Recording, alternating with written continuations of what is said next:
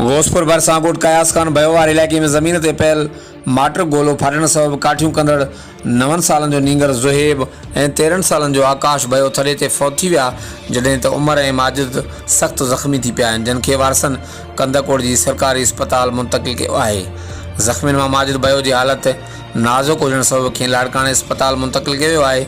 ॿिए पासे रेंजर्स ऐं पुलिस जो दुरानी मार वारे इलाइक़े में रूपो जवाबदारनि जी गिरफ़्तारी लाइ हलंदड़ मुसलसल ऑपरेशन दौरान माटर गोलो ज़मीन ते किरियल हो त माटर गोलो ओचितो फाटण सबबि 2 नींगर थड़े ते मारिजी विया, जॾहिं त 2 ॼणा ज़ख़्मी थी पिया आहिनि, जिन खे कंदकोट अस्पताल मुंतक़िल कयो वियो आहे। ॿिए पासे पुलिस जो चवणु आहे त ज़मीन ते किरियल माटर गोलो फाटण सबबि वाक़ियो पेश आयो आहे।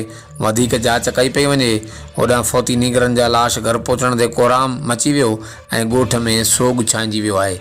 हर वक़्तु आगाहण लाइ ॾिसंदा रहो GTN वेब न्यूज़ घोसपुर।